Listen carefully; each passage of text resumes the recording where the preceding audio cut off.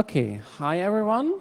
This is Kat from Canada, and she will be talking about gender in hackerspaces. And I hope you'll have a very interesting, we'll have a very interesting talk and discussion afterwards. Thanks.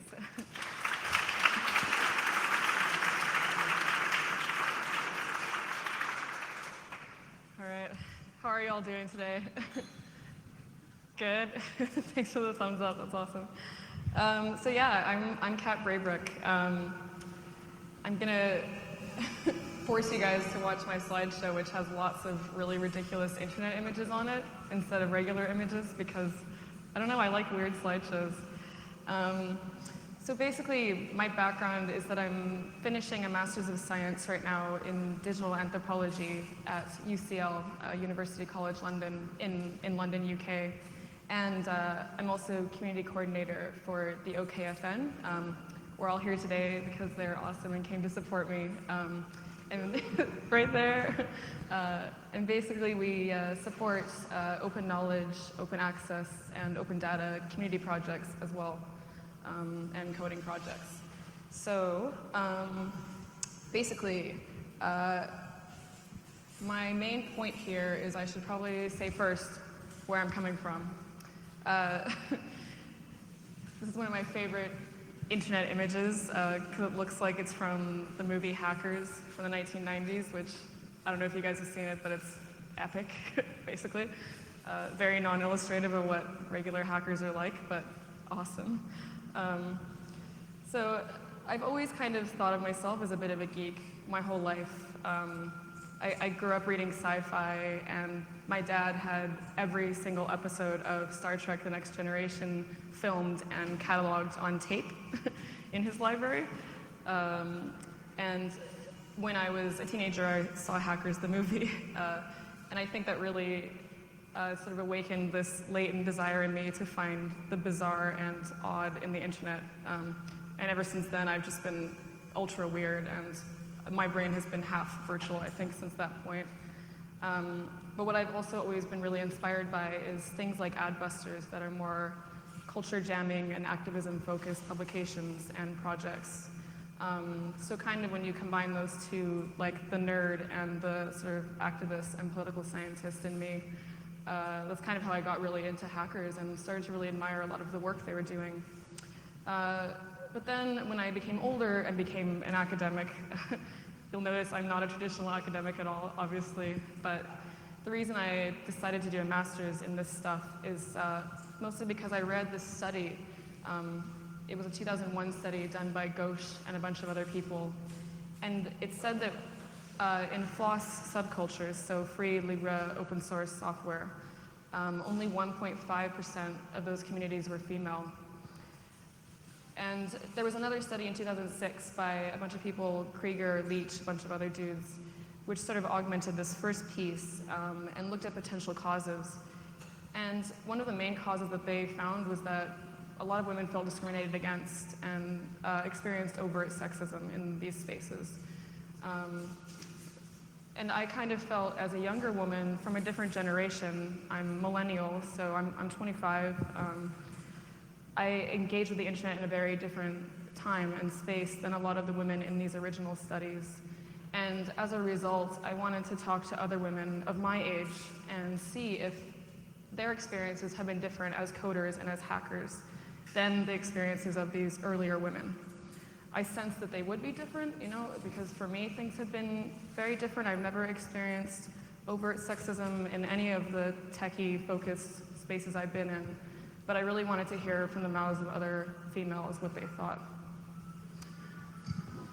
So, before I get into what I did as far as research, I kind of feel like I need to make some disclaimers as far as semantics, because this, as you know, the word hacker gets misappropriated so often in the public, and unfortunately by many researchers. So I'm going to give you my definitions just so that we're all on the same page and you don't think I'm calling hackers something that they're not. So essentially in my writing, I'm going to be using the terms hacker, coder, and geek interchangeably. And that's because my informants use those words interchangeably to describe themselves and to self-actualize their experiences. Some of them prefer to be called a coder only, some prefer geek, they see that as being a better umbrella term, and some are very strong in the sense that they feel they are hackers. And when I think of floss women, and the women that I've been speaking to, and men as well, I was trying to think of what they have in common, despite their diverse ways of engaging with this sort of idea of virtual code and hacking. And I think really the main common definition I can come up with is that as a group, they're first of all about floss, whether that's open software or open source. They're about the idea of open access and open knowledge. But they're also really about building rather than cracking, which is sort of what people assume a hacker is. It's just a cracker, right? So to them, that they do this in various ways, whether it's through reclaiming ownership, through the manipulation of technologies, or through unanticipated use of those technologies. I like to use Richard Stallman's words. I find that fitting somehow. He sort of says that he believes this space is about exploring the limits of what is possible in a spirit of playful cleverness. And I also really like the motto of the DIY magazine Make, where they say, if you can't open it, you don't own it. And that's a phrase that has been repeated by many of the people I've spoken to, which I think is really fascinating as far as finding personal agency through the technologies or hardware hacks or software projects that you're involved with. Also, Chris Kelty is another person that I really love to mention. He wrote this book called 2 Bits, The Cultural Significance of Free Software, where he said that for him, he uses the word geek instead of hacker because he feels it's a better way to describe a very diverse group of people that engage here. And he says that he thinks geeks are themselves bound together as a recursive public. So they share a common idea about how the internet should be structured, and together they are the builders and imaginers of virtual spaces that maybe people like me who aren't hackers or coders can't even imagine yet. And in a way, when I get really philosophical about this kind of work really reminds me of the old Hegelian idea of sublation, which I'm sure many of you know of because it comes from the German word, which I'm going to butcher really badly, aufheben. So the idea that a thing can be rearranged. Thanks. So the idea of something being rearranged through a transformative process that's based on a dialectic between old and new, instead of just being merely deconstructed in a static sort of relationship. And to me, this is just my interpretation, but I feel like that's what hackers and coders today are really about. So, next slide. Yes, of course, I need to, sound somewhat academic eventually, and so I'm just going to give you a laundry list of some of the theories I'm working with, just so you know where I'm coming from as far as context. And really what I like to read is non-traditional, weird, innovative, really immersive pieces by academics. I think those are the pieces I find most inspiring myself as an academic who's younger. So my main inspirations are people like Donna Haraway with the Cyborg Manifesto, Amber Case, Kathleen Richardson, who do cyborg anthropology, who have spoken a lot about that lately in the public, Judith Butler, who does stuff about gender construction, Gabriella Coleman, who's in the audience today. I'm pretty excited about that. She does a lot of stuff about virtual anthropologies of hacker cultures. Tom Bullistorff and Julian Dibble, who've done some really cool immersive ethnographies of virtual spaces and MMORGs where they themselves are participants in these worlds, get really heavily engaged within them. I'm also really excited by Alison Powell's work at LSE. She does a lot of stuff around hardware hacking ethics. And Daniel Miller and my supervisor, Lane DeNicola at UCL in my program, Digital Anthropology. Because right now they're really working to merge material culture theory with HCI and digital culture theory and anthropology. And then when I get more into philosophy, I'm into the ideas of Bruno Latour, for sure, where he gets into dialectics between culture, technology, and science, and also self-defined hackers who are actually in the field, like Otto von Busch. He actually calls himself a fashion hacker, but think that's a contestable term, but he writes a lot about hacktivism and culture jamming in real life situations. And then Chris Kelty, Lawrence Lessig, people who have done things like Creative Commons. So that part's over, thank God. But now I feel like I should also justify why I've chosen to study hackers and coders within anthropology instead of maybe media studies or psychology or communications. And really, I think for me, it's because of how immersive it can be. So I'm going to quote Tom Bolestar because I find him interesting in that he's been very immersive himself in his work and in the people he studies. He wrote a book called Coming of Age in Second Life, which basically he says that he feels anthropology has been virtual before the internet itself even existed. He says to imagine oneself in a new place or culture and to be virtually there, to imagine that, has always been about advertising the self. And that's kind of how I see my experience as an anthropologist, is, you know, in a way, both physically and hypothetically trying to exist as an avatar, but also as a person that's both friend and equal to the people I'm talking about. Yeah, I mean, I think the idea of being a collaborator instead of being a researcher and, you know, the subject is a really important thing to cross over into, especially with, you know, ethnographies of places like the internet or of people engaging with virtual spaces, because the spaces that we are all engaging with here are so decentralized and so community focused that I feel like these old dichotomies no longer stand, and they shouldn't. So, the research itself, essentially I've been doing an ethnography from April 2011 until now.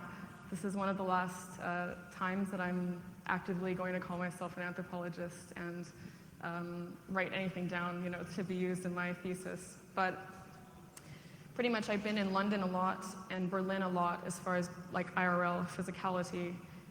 But I've also been engaging with a lot of other cities across Europe through Twitter, email, IRC chats, message boards, etc.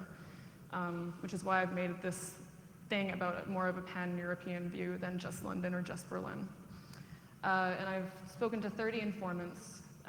11 of those have been in-depth interpersonal relationships where we've hung out in real life, and I would call them friends of mine and colleagues. And the rest were fully virtual because I lived in cities I couldn't access physically. So for the virtual ones, I sent out lengthy question sets, as a few of them are here today and would, I'm sure, have complaints about that. And we also we chatted on IRC and through Twitter and various mediums, as we all do. We have many mediums we speak within. But the in-person ones, basically, it's a lot of conversations over drinks, following them to events, to hackathons, to their hack spaces, to media labs, you know, to conferences. So that includes Chaos Computer Club, who've just been really amazing and supportive of my work. And also I've hung out at places like Open Tech and Republica in Berlin, and the Open Knowledge Foundation's conference, which just happened in Berlin a month ago. Spoke to a lot of awesome coders there, and also at regional meetups like Hacks and Hackers in London, which brings together a group of journalists with a group of self-professed hackers or coders, and has them play off each other and debate issues and figure out ways they can potentially collaborate. It often doesn't work out well, but always interesting discussions. Yeah, I've also gone to GeekBot and more geek-focused events that are not just hackers, but also people that do engage with other forms of media, like interactive designers and more academic-based things. Yeah, and like my informants have been from a variety of worlds themselves, from Mozilla, from GNOME, from my society, spoken to black hat, white hat, gray hat hackers, security hackers, hacktivists, Linux chicks, women, electric tech carnival people, gender changers. Yeah, a bunch of different groups have been represented. And about half of the informants have decided they'd like to be anonymous due to the work they're doing, and the other half are fine with me sharing their name. What else? Yeah, so as far as like meeting these people, I mostly just did it through word of mouth. Because I'm from Vancouver, I've only been in London for a year now. I was totally like a babe in the woods, and I did not know where to start meeting people, so I just started calling out on Twitter and saying I needed help and I needed awesome lady coders to meet. Originally, I only wanted to meet with women who are of millennial age, so age 20 to 32 was my cutoff. I didn't want to speak to men. And it was a very strict term, a very strict group of people to study, as I found later. But even with that strict demographic, I got really lucky because a lot of colleagues started sending my thesis abstract to a bunch of different mailing lists. So Linux Chick, Gender Chargers, Electrotech Carnival, Chaos Camp, different hack spaces. And through that, I just got an outflow of people who just had really amazing things to say, really supportive ideas, sent me literature, sent me contacts, and I, in the end, had way too many informants, and I had to cut off the people I spoke to, which, I mean, that just shows how many people would like to be talking about gender in these spaces and would like to be talking about how to engage women in technology. And I feel like as one person, I'm not even enough to conceptualize all these different opinions and ideas. So, I mean, in a way, it's exciting that this topic is so salient right now, that men and women are interested in hearing about it. Like, even all of you here today, it's exciting to see that this many people even think this is a salient issue right now. I think it's a key moment. So what I was especially interested in observing in my informants was people's experiences of gender in their places, and how did they characterize contemporary understandings of geek cultures versus generations before them, like those in the Ghost study. Did they think that something had changed? Am I just crazy and I'm the only one that thought something had changed? And essentially, in my research, halfway through, I found that I was wrong in only deciding I wanted to speak to millennial-aged women about gender. I realized that for women, especially of millennial generations under 30, often the people that they wanted me to speak to, that they suggested to me, were men. And men who are older, women who are younger, who were just hitting their teens.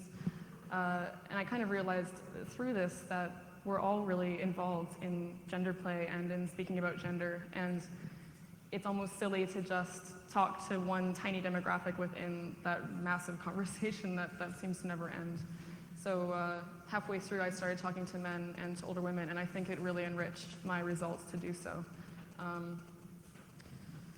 So, on to my results. This photo is of one of the first female robots that's supposed to be humanoid out of Japan. And I like sharing it because it's really creepy, I think. But yeah, I guess when I'm still in the process of writing my thesis. I'm supposed to submit it in a month, and I'm freaking out. But essentially, so far, I've found three things that seem to be key points in the answers of all these different people from diverse backgrounds, genders, ages, everything. First of all, as I just said, I think when we talk about women in hack spaces and media labs and coder cultures, what we really need to do is talk about everyone, because we are all affected by gender play and by the genders that have been constructed for us and the societies we exist within, where we define ourselves based on our genders. And I think of Donna Haraway in the Cyborg Manifesto when I talk about this. One of my favorite quotes by her is, "Why should our bodies end at the skin, or include at best other beings encapsulated by skin?"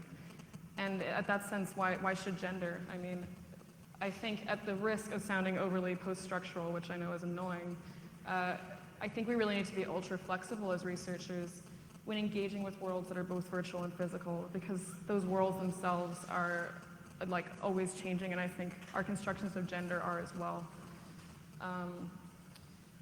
Also, I think that the second thing I found is that things to me have indeed changed since that 2001 study, and for my informants, I think they would agree with me for the most part, that in a decade, the way that women engage with these spaces and the way women are received has definitely changed, and I think we would all agree for the better. Even when you think of this camp, I know that there's way more women here this year than there was 4 years ago. And I think in a way that's exciting. That means these communities are opening up, they're becoming more inclusive, and maybe women are feeling more welcome than they might have 10 years ago. Hypothesis, but I think despite this trend being something I can assert, I would still say that the most mentioned problem for all of my informants was a sense of loneliness as women, and a sense from the men that their female friends seem to feel lonely, as the only women often engaging in many of these smaller groups. I think every woman I spoke to has had a negative experience where she felt isolated or lonely in those spaces due to her gender, and not due to the fault of any of the men around her, but more due to her being conscious of her place and who she was in that space, and how it's kind of hard to escape that sometimes. A lot of women have talked about a sense of needing to prove oneself when joining with these groups, especially with coding groups. Initially, one of my informants, who's 33 right now, told me that she still feels, even though she works for a major tech company right now, a well-respected company, she still feels that everyone in her life thinks she is an idiot with computers, including her own husband. And she was basically like, I can't prove to him enough how much I care about code and how much I even know. She says it's almost mythical, the sense that she is well positioned in these worlds. Another says that she feels she always has to be a stand-in for the female gender as a whole. She says, when I get into a dick fight over technical competence, I am never able to do so merely as an individual. I must do it as a prototype. I thought that was a really interesting point to make, that we often, even when we feel alone in these spaces, we still feel we have to represent something bigger instead of just engaging as individuals with other individuals. A lot of women feel their gender is almost pushing down on them in a way that they themselves wouldn't like. Others explained to me that they felt really isolated in their worlds and in their work, that they can't talk about it at all with their core female friends even. One said her friends would rather gossip than speak about her work, and that when she tries to speak about it, she feels like she's talking about a secret life. She does highly complex work in security software, and she said that when her friends are at parties and they describe what she does, they say to their mutual friends, "So you hack banks, right?" Instead of really asking what she's up to as a coder. And both male and female informants have often told me that many of their best experiences as coders have been at conference and hackathons like this one. One male informant told me that events like this, like Chaos Camp, they charge his inner battery for months afterwards, and they leave him feeling rejuvenated and inspired in a way that his daily work does not as a coder. However, I think even at these events, we can all say that women are still underrepresented, despite the fact that our numbers are rising. And I think Philip Boll, who he's one of the head people at the GNOME Women's Internship, he described it to me as a conspicuous absence. And he said that it bothers him when he's at conferences and there's very few women involved.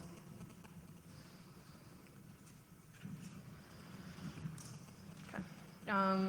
So, essentially, the last thing I would say is that I don't think there is an answer to this issue. I think we can all agree that it's an issue, that there's not many women involved, but I don't have an answer, and I don't think I should. I think the answers are very complex, and they depend on the person and the space we're engaging with and the demographic of the group that is being involved.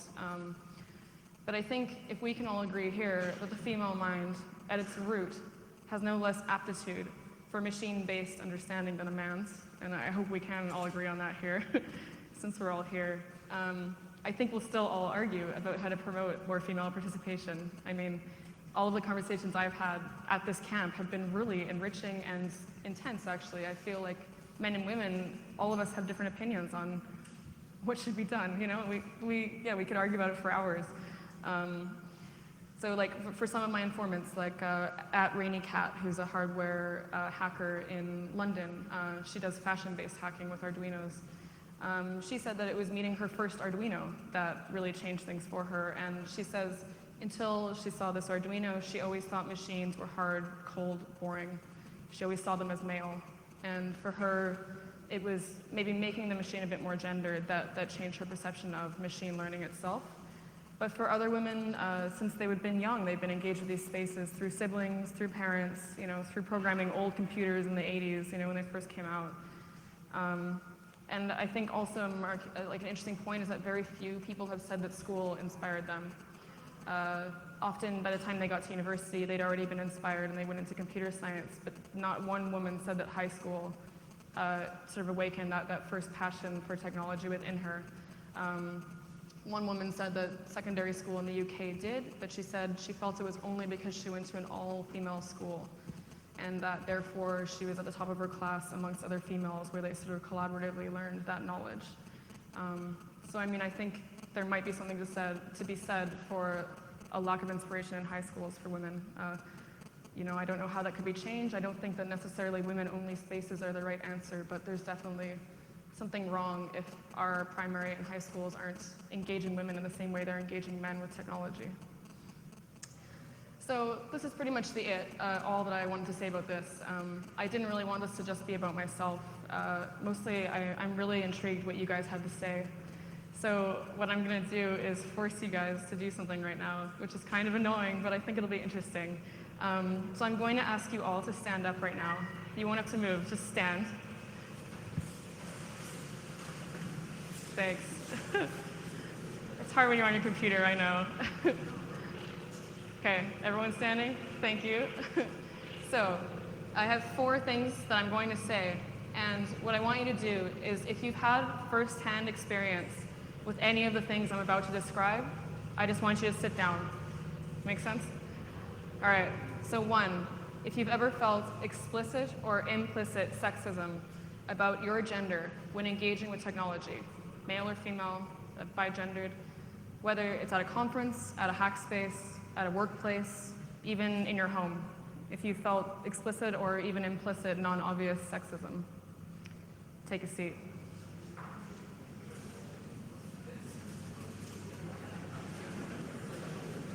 Okay, number 2. If you've ever felt uncomfortable or nervous engaging at a recursive, geek, cultural, tech type of space because of your gender, male or female. If you've ever walked into a room and felt you're the only one of your gender and it's awkward for you, take a seat.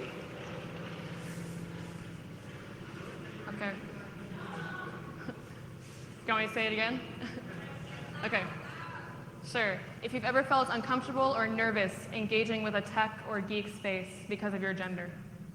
If you've ever walked into a room and just felt really awkward because you're maybe the only one of your gender in that room, then take a seat. All right, 3, if you've ever made an effort to hide your gender online, whether it's at chat rooms, message boards, 4chan, MUDs, virtual worlds, if you've either hidden your gender or changed your gender, specifically online, sit down. Okay, and 4th, if you've ever called yourself a feminist when talking to other tech people, geeks, nerds, whatever, if you've ever, male or female, referred to yourself as a feminist, sit down.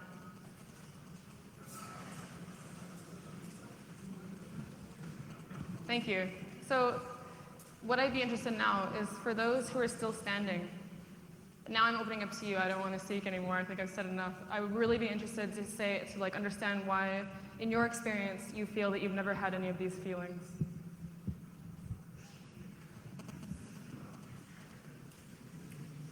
And I mean, I think it's an interesting discussion, but I think like the main point that I was trying to make by us doing this exercise is that I think the majority of us have engaged in gender play as geeks or as coders or as hackers, whether we know it or not. And I think the majority of us have been critical of our engagements with gender and others' engagements with gender. And I think the majority of us have kind of acknowledged how complex that engagement can be and how different it is, I think, for each person, but how at the same point we've all engaged with it. So yeah, I mean, I guess I am really intrigued for those who are still standing at the end. Why would you say that you feel your experience has been less gender-focused or gendered than the experiences of others? I mean, or if you even have criticisms about any of the statements I just made, I would be really interested to hear them right now. So I'd like to open it up to you guys. Yeah, please go to the mic in the middle.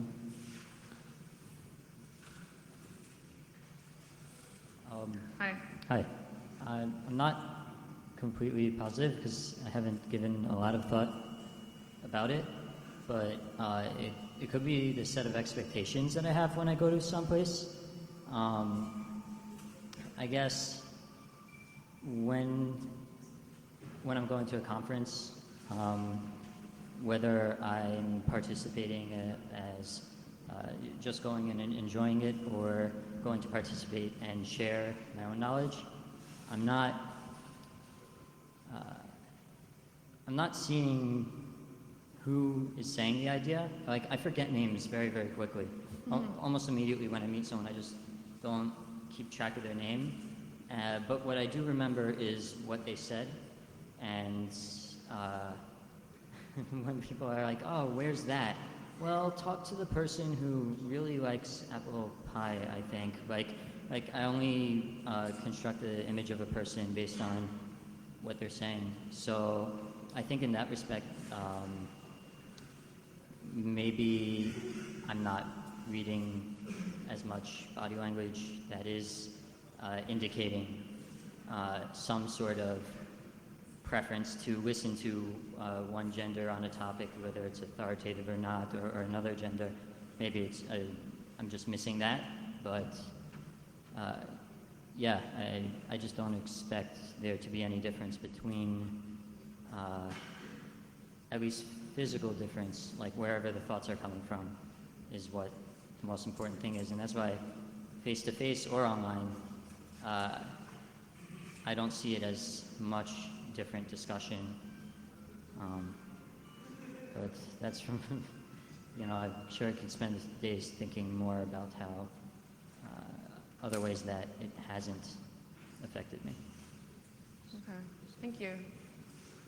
It's interesting. Hi.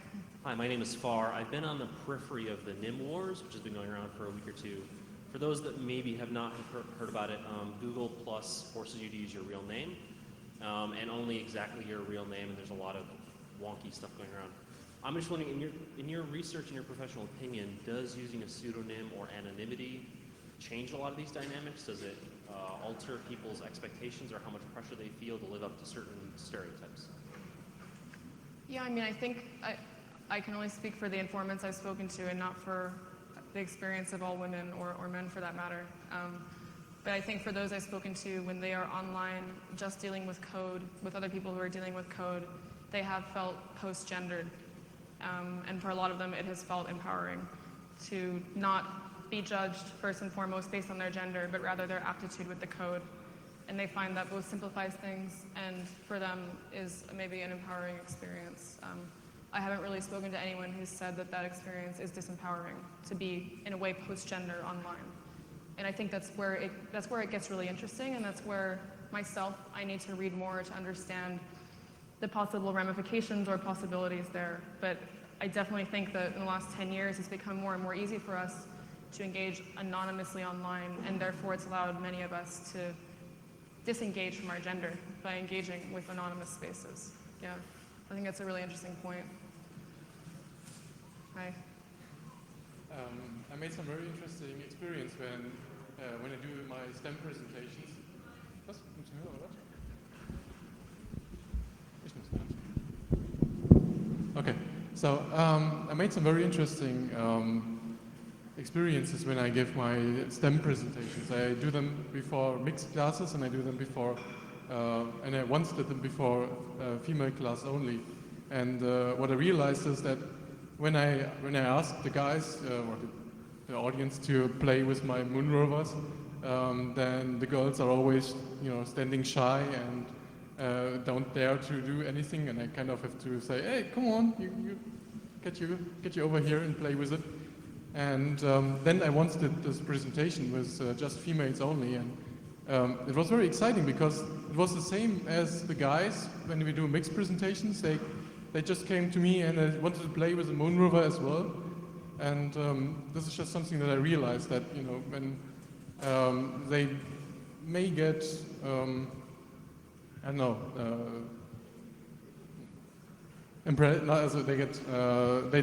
they don't allow themselves to show that they are interested as well when there are guys around. So What I would be interested in is, what do you think would be the best idea to approach those young students that I sometimes have in STEM presentations, for example? So what would be the best way to approach women? Yeah, exactly. To encourage them to, do stuff. Yeah, I mean, I think I've had interesting discussions here, especially with other women who are very tech-focused themselves and who have been, empowered in these spaces for a while, those spaces being mostly male. And a lot of those women have said that for themselves, they don't like to be treated differently. They like to be post-gender, and for them, that's how they've always engaged as coders, is that they get annoyed when men treat them differently because, oh, there's a woman in the room, now I have to speak differently. But each of these women said that that's not how it is for all women, and that I think we just need to be seen as individuals like every man. Some men are shy, some men are not. Some people need a bit more encouragement and some don't. So I think for anyone who seems like they're a bit shy and off the side of like the circle, just engaging with them as an individual, maybe not as female or male, and asking them how they would like to get involved themselves, I think is the most empowering way to start with that, because everyone wants to get involved in a different way, So yeah, I think the more friendly you are as the male in that engagement, the better, and the more you treat them like an equal from the beginning, the better. But yeah, I think it really depends on the person, and I think that's all I've found really, is that it really depends on the individual with all of these experiences of gender. Or another question: if you want to encourage, females, what would be the most interesting angle for them to show off that computer science stuff?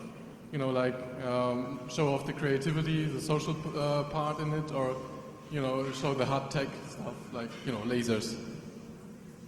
I think it would be hard to answer without generalizing, once again, women's experiences or their needs, but I think we all kind of enjoy when we can collaborate, and that's maybe why we've come out in the beginning. It's because we want to share with others and collaborate, so maybe engaging in processes that involve women engaging as equals with men, whether it's creating a presentation or doing a collaborative hack together where different skill levels and skill sets can be indulged, I think it's probably the best way to go about it.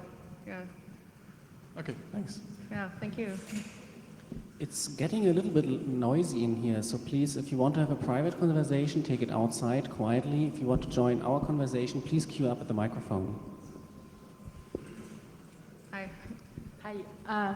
So I was not one of the person standing up, but I wanted to answer a bit to the first intervention of the question of going to an event to look at the content.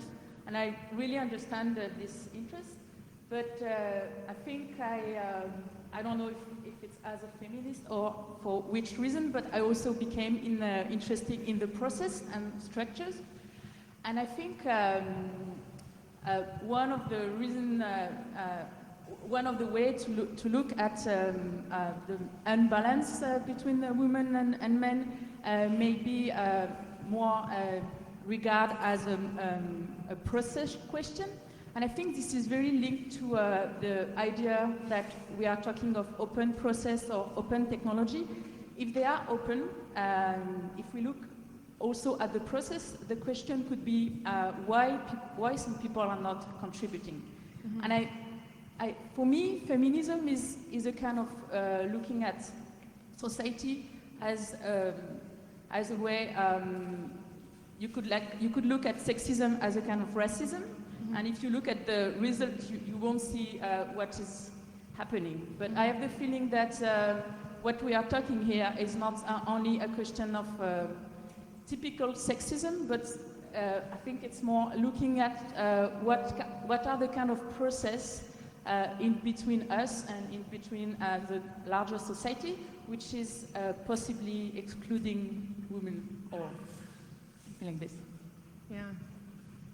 So I guess what are some example ways that you personally feel women have been excluded in these spaces? But for example, I think the question of looking at representation is a very weird way, because it quite quickly makes me think of how black people or indigenous people will be brought into a media scene or a political party just to show, well, like, okay, we have all these people. But I think it's not a question of representation, it's a question of who is doing what and who is taking part to the organization, for example, to the thinking of the general process.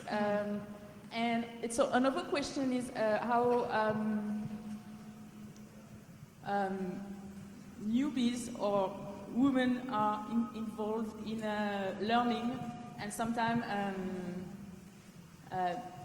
just because of the fact we say that technologies are open, we are not thinking of the social process to make it more available. Mm-hmm. So that could be another kind of sexism, which is not direct, but just a way to say, well, you don't know how to do it, learn it yourself, instead of trying to be more welcoming. Yeah. I think something like that. Okay, thank you. Yeah, that's really useful. Thank you. Hi, I was one of the people that stayed standing, and the reason is because I limited my own responses to my workplace. And the reason I was staying standing is because I work for a company that was founded by a woman geek. And so, just as another point of reference, that there are women that can prove themselves and grow a company from nothing to it's a very large company in the industry it's in. And in that company, obviously, I don't see any type of sexism either way. There are men and women in leading positions. One of our major customer, when they came on board, their main Unix sysadmin that was assigned to them was a woman. And so there are maybe exceptions. It is in the US, by the way, so I don't know if it applies to Europe as well. But there are places like that. Outside of my workplace, I would have said the first question because I've seen very harsh discrimination, and I have to say, especially from Europe for some reason, I don't know why that seems to be. But Do you have an example of like an instance where you can remember that occurring? Of that occurring? Yes, so it's about healthcare industry in I'm trying to be as vague as possible because I don't want to bring real names and people, but it's an industry that's trying to computerize the information within the industry, and so they're trying to get standard way of doing things, bring international standards in. So that person, a woman, spent tons of time building the foundations of what needs to be done and wrote papers, etc. And once that's done and it was everybody agree, oh, that's all fine, now you go away and we'll assign all the men to go travel and present the work that you did. So that is an example that I've seen. Thank you.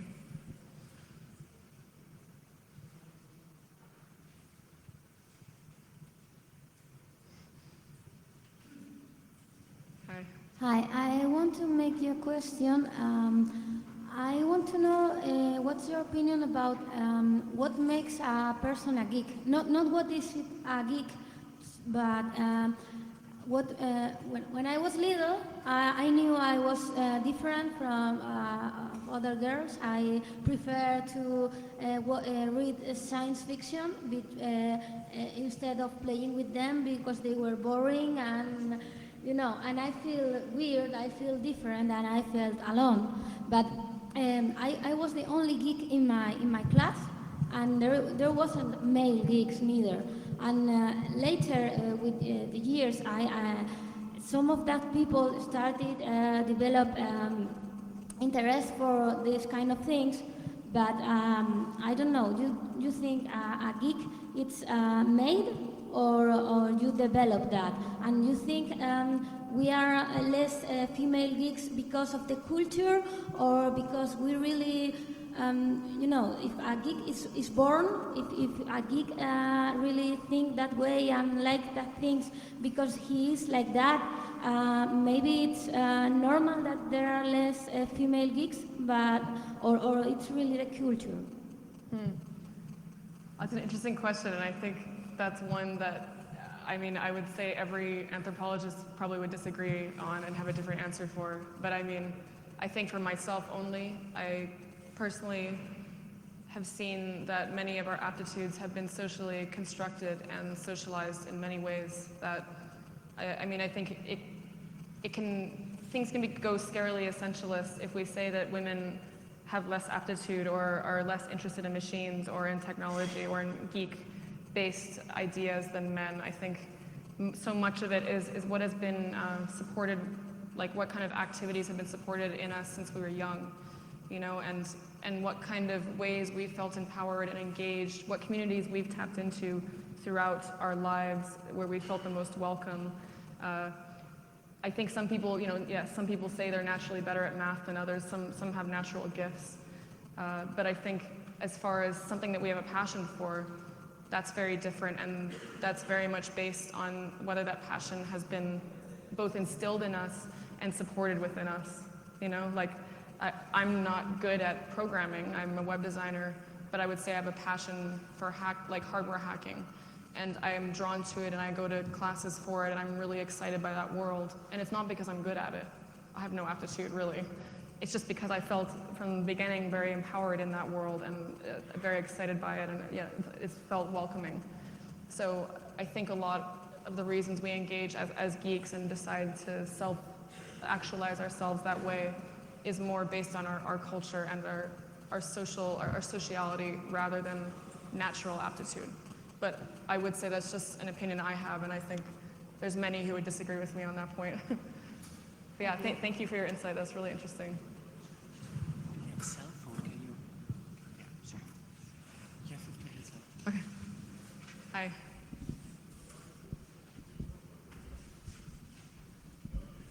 Hey, first of all, I guess I would call myself a feminist, and interestingly enough, when you're a guy and you're sometimes the only feminist in the room, you become the only one, and then it reverses the whole gender thing because you're the one guy who's not being manly enough or something. That being said, this talk reminded me of something. A while back, I was reading about how USB 3 support was first came in like the Linux kernel.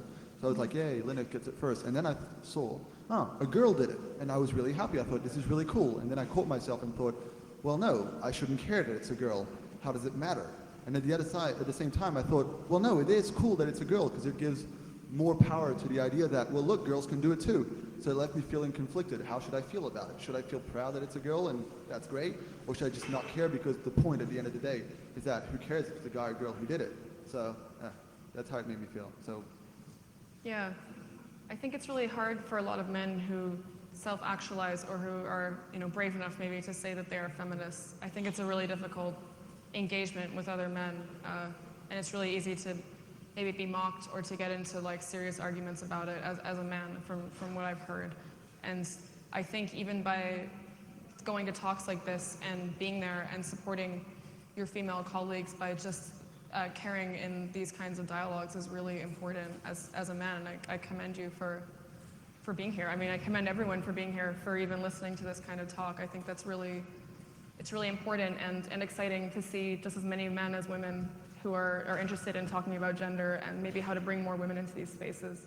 And I think with my informants, I've found all the men I've spoken to about this research to be just as interested as women. And I think that, I don't know if that's something that's changed in the last 10 years, if maybe men were less interested 10 years ago or less maybe empowered to speak about gender, but I've definitely seen a significant portion of men who care about this, and I think that's great.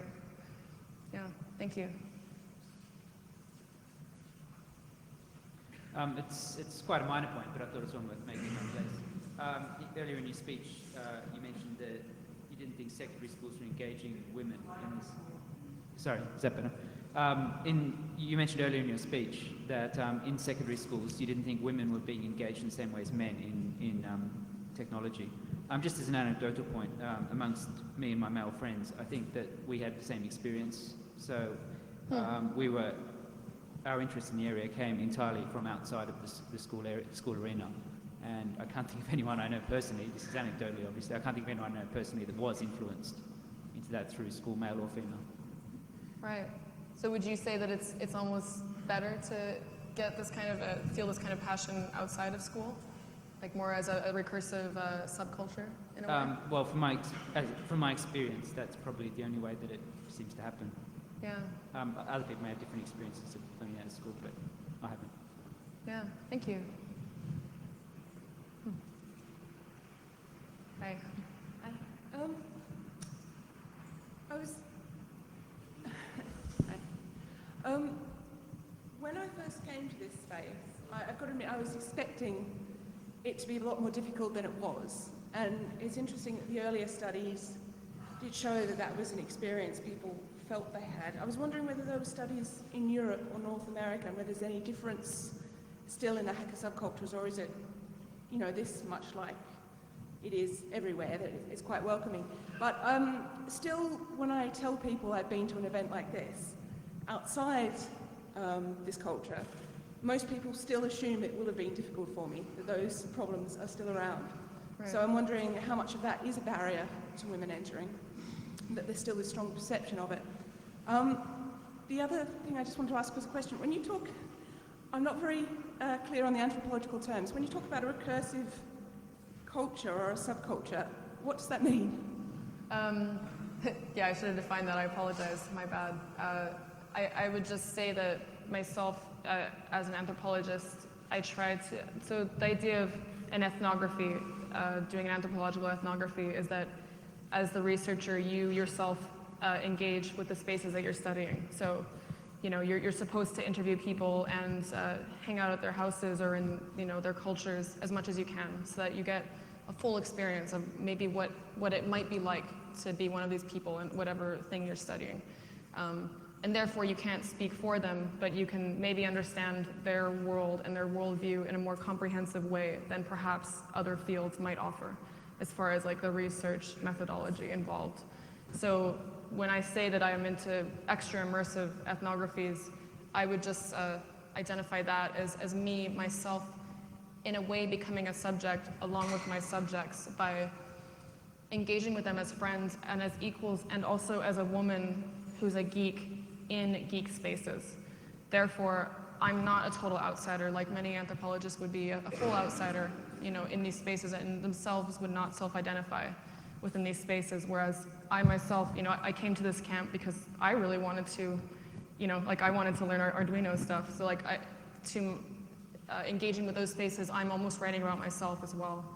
And I would say that sort of takes the ethnography maybe a step. It makes it a step more personal, in a way that some anthropologists would say is negative, but in a way that I personally think is more positive for a space like this, which is itself so community-focused and immersive for the people involved. I feel like I couldn't just engage with a conference or a tech event as an outsider. I'd really want to participate to understand what that's like myself, Yeah, but thank you. Hi. Hello. Hello. Hey, thanks for your research. It's really awesome. Thank you. So, on discussions about imbalance, I've always wanted to say this into a microphone, I blame capitalism. Because it's not just in coding and geek spheres that we see imbalance, right? In a lot of different spheres, we see an imbalance in one direction, whether it's ecological or when it comes to people in these hackerspaces. So if we accept or consider that it might be a structural issue, one to do with the conditions we've grown up and the way that we relate to one another, maybe therein lies some of the answers. Like, it's not going to be an overhaul change. We rioted in London or whatever, things aren't going to change straight away. Like, it being a relationship requires that these conversations keep happening. But it's definitely there. I work at a bike workshop, and we have 2 female technicians there. And oftentimes kids come in and they walk straight past the female technicians to whatever male's around. You could be just walking past, and they'll go straight to the male and be like, "Oh, I've got this problem, how can we fix it?" And I asked them what's something we could do in this instance? And she was like, to be honest, you could just turn around and ask us, ask us what we think about the problem. Because we grow up in a society where it's often, the go-to person is a man. And by turning around in each and every conversation or opportunity and turning to another person, female or male, but not having that barrier is really important.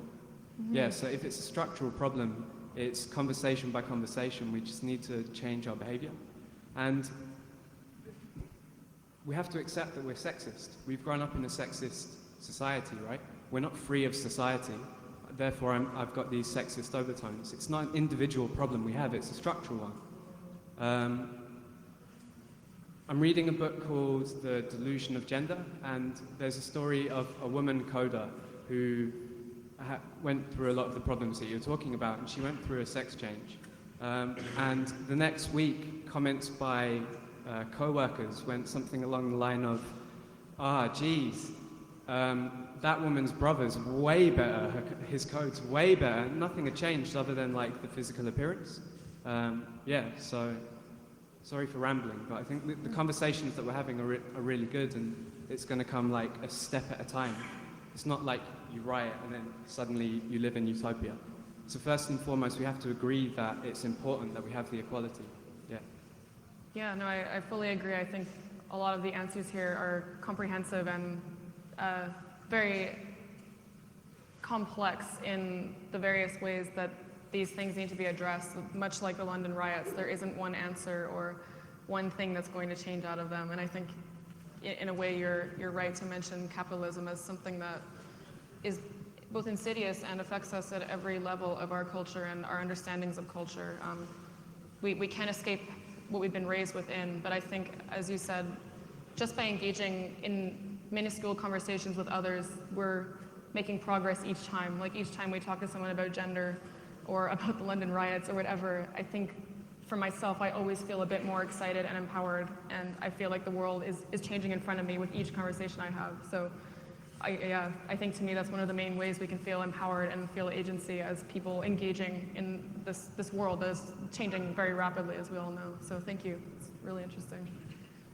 Hi. 5 minutes left. Okay. I just wanted to note that I've observed that my presence in male-dominated spaces will usually cause resentment because, they feel observed, they feel they can't be themselves, they can't make the same jokes, they can't say, oh, she's got a nice ass or something like that, So they become not necessarily aggressive, but they just resent my presence because they feel, in German, it's called unfrei. You're not free to be yourself. Yeah, no, I think that's a key thing that so many women have said, that it's not the fault of any of the people around them, but they do feel like the men in their life feel they need to act differently just because there's a woman in the room. And I think that's difficult. That means that you are made conscious of your gender as soon as you walk into that room, whether you want to or not. Even if, like as I think you're saying, even if you wouldn't be offended by certain jokes or whatever, you end up feeling like you're representing all women, just because you happen to look female. And I mean, I can't even count how many times I wish I could just hide my face sometimes when I walk into a room so I don't look like a woman, because it does change people's dealings with me sometimes, and I would not blame anyone for that, but I think once again it's how we're raised, it's systemic, and people are trying to be polite, but in certain cases it does kind of make us feel a bit alienated. And I guess I feel like I've had discussions here also where guys will say, how do I get more women involved in like this thing we're hacking right now? And I would always say, just treat them like they're one of you, Don't treat them like they're different, like they're these singular creatures. Just treat them like an equal, and then I think we'll all feel more welcomed. Yeah, thank you. Hi, last question or comment? Well, what I would like to know is, given the fact that over the years the proportion of women on this kind of events has risen, I would be very interested what factors we can change, where are we able to do something, because for example what she said earlier, But I personally do not feel concerned because I would, if it was really the general discussion, I wouldn't refrain from saying whatever I would like to, whether a girl is in the room or not. But it is not really something I can change because she perceives it like that. So what I would like to know is, given the fact that there seems to be some kind of progress, I would very much like to know, preferably by the women who have come over the years, what pushed them over the edge, what was the thing that decided them that finally this wasn't such a hostile place and they could feel free to come here, because I'm under the impression that those who are here right now feel generally quite comfortable. Yeah, I mean, I think I agree with you that, like, well, it seems like more women are engaging each year, even in tech spaces. I think a lot of people have said that each year they feel like there's more women each time, you know, one or two each time even, or many. But none of us seem to know what the one reason for that is. And I think it's because there isn't just one reason. There isn't one thing that's making women feel welcomed or unwelcomed. I think there's something about a trend in our society right now that is maybe fostering geek culture in general a little bit, and maybe allowing many people who wouldn't self-define as a geek or as a techie or as a hacker or coder or whatever now identify that way. So I mean, this is only my opinion, but I think like that's a trend that's changing in general. I think even Chaos Camp, there's way more people involved this year than there was years before, and I think in every techie subculture I've spoken to, they've all said there are increasingly more people involved, more women, but also more men. So, while I think the ratio of women to men is getting a bit higher, I think there's just more people in general getting involved in these spaces, and I don't know, I think it is an interesting dialogue. You disagree? Yeah, go ahead. I've been coming here for quite some years, and there is very, very clearly a progression. There are new faces coming, and it's not just that there are more attendants in general, but there really are proportionally more girls. And well, it would be definitely interesting to know if there is anything we can do to further that evolution. Yeah, I mean, I think the only answer I can give you is to ask every female here that you see what she thinks, because I'm not the spokesperson for all women, and I think that every woman is going to give you a different answer for that. But I think that's great, though. I think that's an interesting discussion to start having, and it's one that we should all be having here, and that I think we already are having. How do we get women more engaged? So yeah, I thank you guys so much for being here. This was really amazing, and I'm going to be using some of this insight in my dissertation. So when it's published, I'll share it with you guys. And thank you. Even this camp has been amazing.